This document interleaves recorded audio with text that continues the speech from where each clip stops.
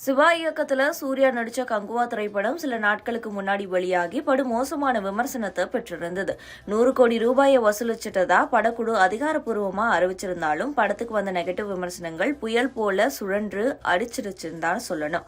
இந்த சூழல்ல அஜித்தோட சிவா மீண்டும் விடைய வேண்டுமாங்கிற கேள்விய ஏகே ரசிகர்கள் எழுப்பிட்டு வரக்கூடிய நிலையில அந்த கூட்டணி பற்றின புது தகவல் ஒண்ணு வெளியாகி இருக்கு. சிறுத்தை படத்தின் மூலமா இயக்குனரா அறிமுகமான சிவா அஜித்தை வச்சு வீரம், வேதாளம், விவேகம், விஸ்வாசம் படங்களை இயக்கினாரு.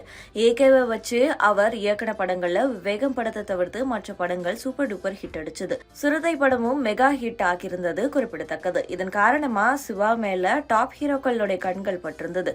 அந்த வகையில ரஜினிகாந்த் வச்சு அனாத படத்தை இயக்குனாரு சிவா. அஜித்துக்கு எப்படி சூப்பர் ஹிட்டுகளை கொடுத்தாரோ அதே போல தனக்கும் செம்ம ஹிட்ட சிவா பரிசீலிப்பார் என்ற நம்பிக்கையில தான் சூப்பர் ஸ்டார் ரஜினிகாந்த் அனாத படத்துல நடிச்சாரு. ஆனா படம் படுதோல்வியை சந்திச்சது. இதன் காரணமா சிறுத்தை சிவாவை ரசிகர்கள் வச்சு செஞ்சுட்டாங்க.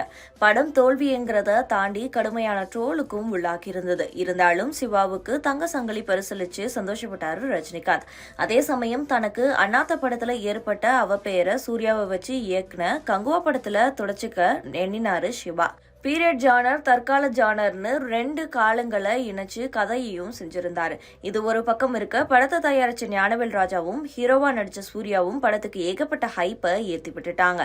2000 கோடி ரூபாய் படம் வசூலிக்கும்னு ஞானவேல் ராஜா சொல்ல எல்லாருமே வாயை பிளந்து பாப்பாங்கன்னு சூர்யாவும் பத்த வச்சுட்டாரு. ஆனா படம் ரிலீஸ் ஆன நவம்பர் 14ஆம் தேதி நிலைமையே தலைகீழா மாறிடுச்சு. முதல் நாள் முதல் காட்சியில இருந்தே படத்துக்கு நெகட்டிவ் விமர்சனங்கள் தான் வந்தது. மற்ற நடிகர்களுடைய ரசிகர்களும் சூர்யாவோட ரசிகர்களும் சேர்ந்து படத்தை வச்சு செஞ்சுட்டாங்க. அது மட்டும் இல்லாம படத்தை கடுமையா ட்ரோலும் செய்ய ஆரம்பிச்சுட்டாங்க. இதன் காரணமா படக்குழு கொஞ்சம் அப்செட்ல தான் இருக்காங்க. அதே போல இதுவரைக்கும் 200 கோடி ரூபாயை கூட வசூலிக்கலன்னு சொல்லப்படுது.